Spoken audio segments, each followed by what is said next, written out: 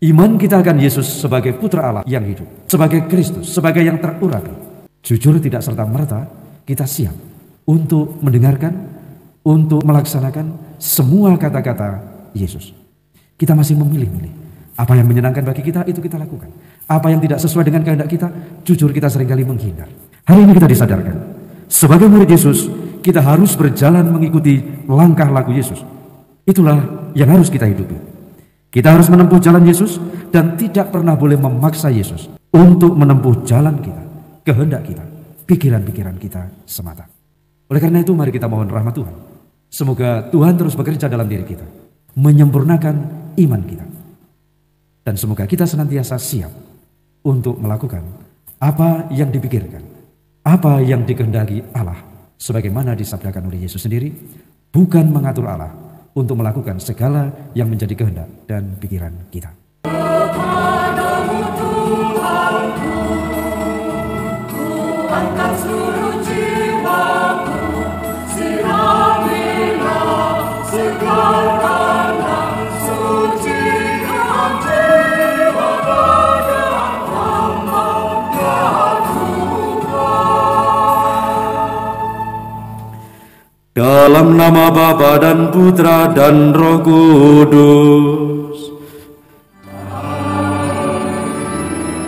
Semoga rahmat Tuhan kita Yesus Kristus, cinta kasih Allah, dan persekutuan Roh Kudus bersamamu.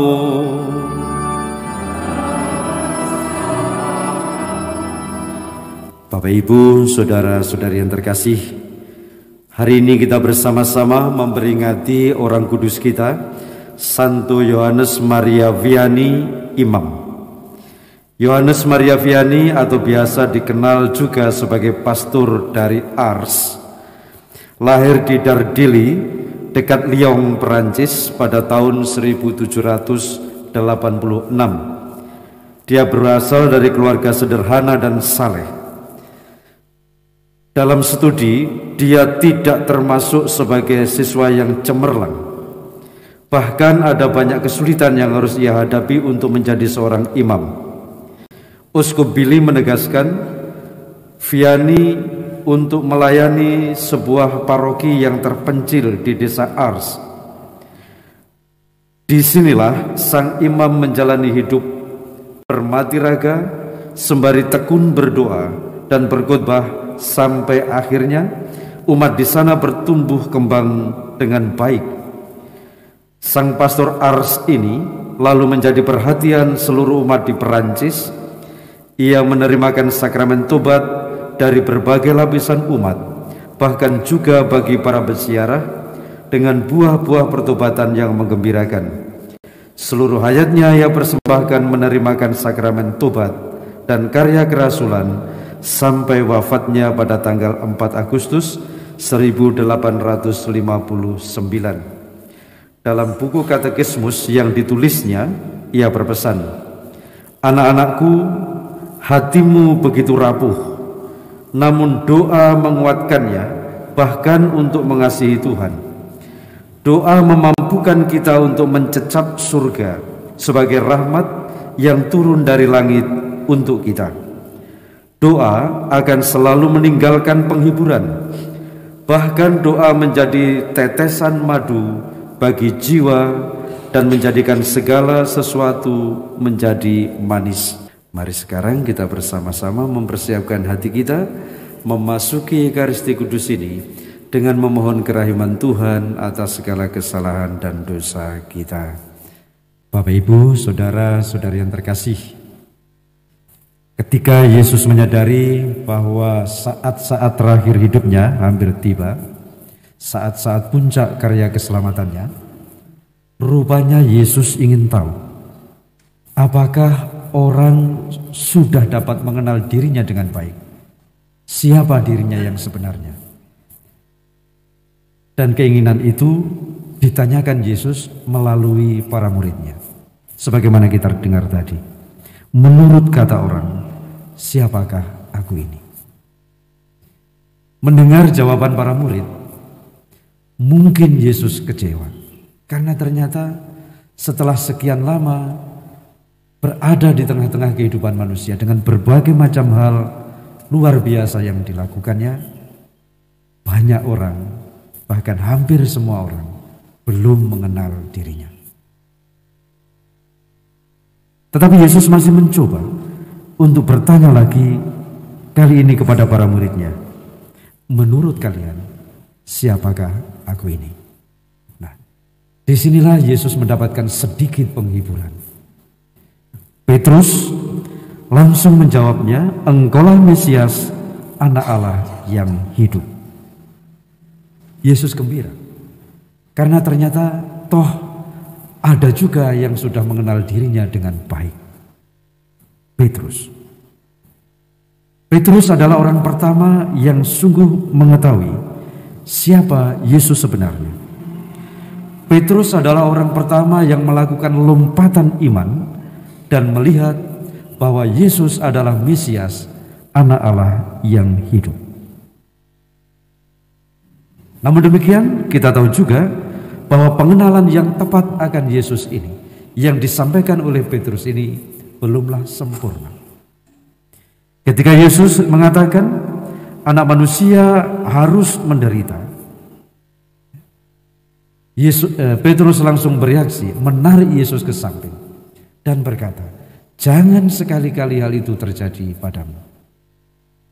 Saya yakin reaksi Petrus itu didasarkan pada kasihnya kepada Yesus, keinginannya untuk melindungi Yesus, ketidakrelaan Petrus Yesus untuk mengalami hal-hal yang menyedihkan, yang menyakitkan.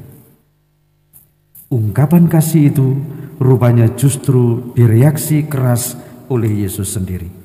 Enyahlah iblis, engkau suatu batu sandungan bagiku, sebab engkau memikirkan bukan yang dipikirkan Allah, melainkan apa yang dipikirkan manusia. Saudara-saudari yang terkasih, pengenalan akan Yesus sebagai Mesias, sebagai Kristus, sebagai putra Allah yang hidup, tidak serta-merta membuat Petrus dan para muridnya selalu mengamini apa yang dikatakan Yesus. Kiranya hal yang sama juga terjadi pada kita. Iman kita akan Yesus sebagai putra Allah yang hidup, sebagai Kristus, sebagai yang terurapi, jujur tidak serta-merta kita siap untuk mendengarkan, untuk melaksanakan semua kata-kata Yesus. Kita masih memilih-milih. Apa yang menyenangkan bagi kita, itu kita lakukan. Apa yang tidak sesuai dengan kehendak kita, jujur kita seringkali menghindar. Hari ini kita disadarkan, sebagai murid Yesus, kita harus berjalan mengikuti langkah laku Yesus. Itulah yang harus kita hidupi. Kita harus menempuh jalan Yesus dan tidak pernah boleh memaksa Yesus untuk menempuh jalan kita, kehendak kita, pikiran-pikiran kita semata. Oleh karena itu mari kita mohon rahmat Tuhan. Semoga Tuhan terus bekerja dalam diri kita, menyempurnakan iman kita. Dan semoga kita senantiasa siap untuk melakukan apa yang dipikirkan, apa yang dikehendaki Allah, sebagaimana disabdakan oleh Yesus sendiri, bukan mengatur Allah untuk melakukan segala yang menjadi kehendak dan pikiran kita. Semoga Tuhan memberkati kita semua. Agunglah misteri iman kita, penyelamat dunia, selamatkanlah kami, karena melalui salib dan kebangkitan-Mu, Engkau telah membebaskan kami. Tuhan bersamamu. Semoga Allah yang Maha Kuasa memberkati saudara-saudari, Bapa dan Putra dan Roh Kudus.